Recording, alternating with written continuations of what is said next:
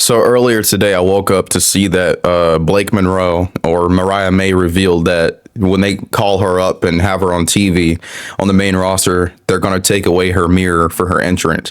Now, to a lot of people, this doesn't seem like a big deal. But to me, as somebody who knows how certain props or certain things or certain objects add to someone's character and make them distinguishable, makes it a bit cool. You know, I see this as a major issue. To sit there and be so determined to worry about what to take away instead of adding to someone's character.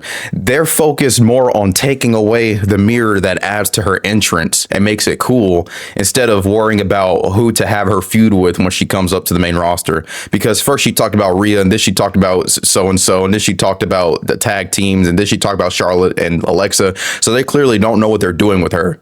But instead of focusing on what purpose to give her on the main roster, they're worried more about what to take away from her entrance that made the entrance cool in the first place. It is a backwards mindset.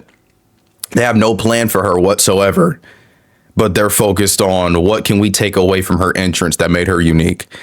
That's like taking away Kiana James's purse.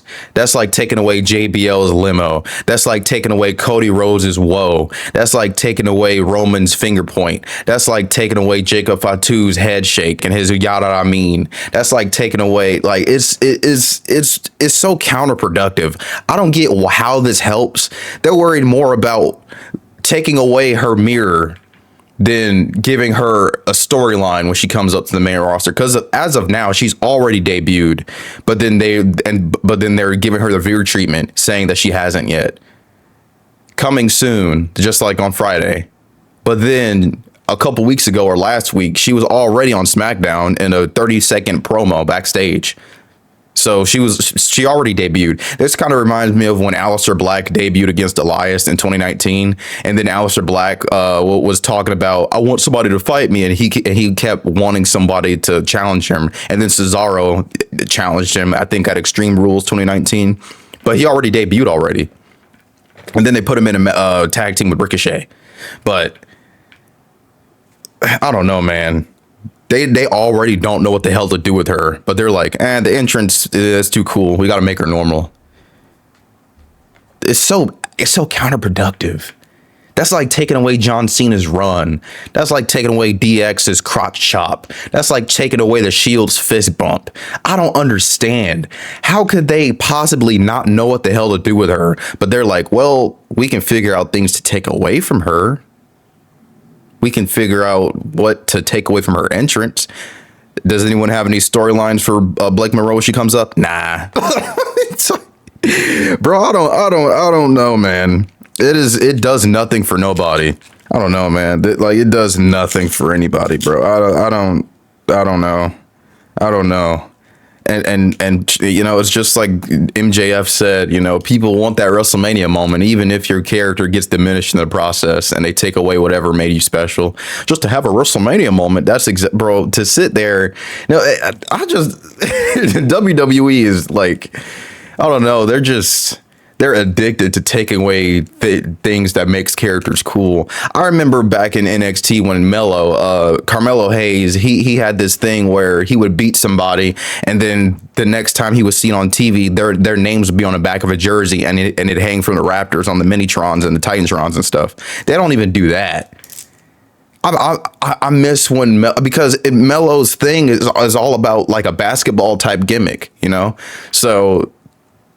It makes sense. It would have made sense that, you know, his, you know, people's name would be on the jerseys and everything, but they don't even do that anymore. Instead, nowadays, he's over here crying on a SmackDown and having a yelling contest to see who can get Trick's attention the loudest, you know, between him and Ricky Starks.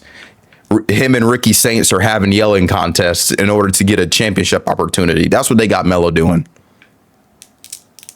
No, and even when they had him have a championship, there was no storyline to it. And so then when he asked for a storyline because he got tired of having exhibitions with no reason or no purpose, instead he was dethroned 3 weeks before WrestleMania and not seen for a month.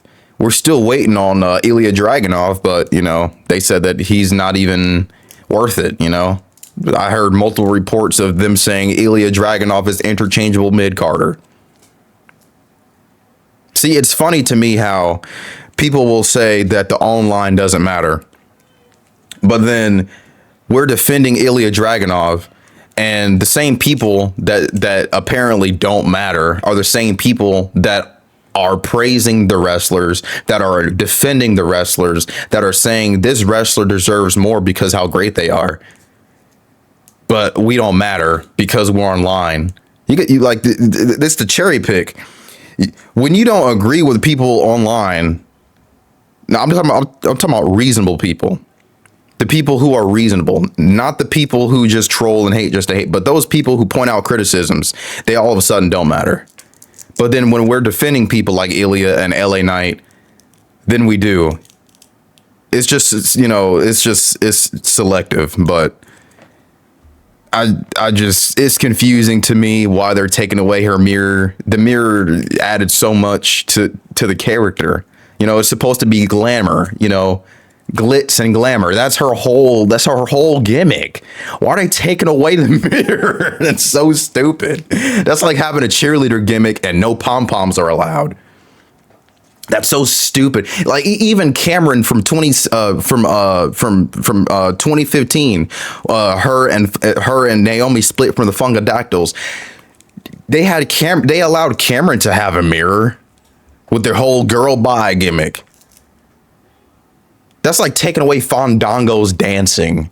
That's like taking away Tyler Breeze's selfie stick. I don't understand why they're so obsessed with. I don't get it personally, but I'm talking about as far as like a presentation standpoint.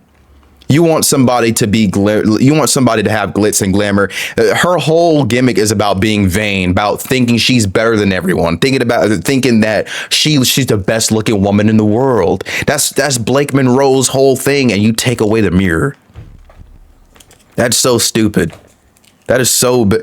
They can't think of a storyline for her to save their lives, but they're worried about the mirror is too cool. We gotta do something about it. She still doesn't have any clear direction. They're struggling week to week to even figure out a plan for Blake Monroe.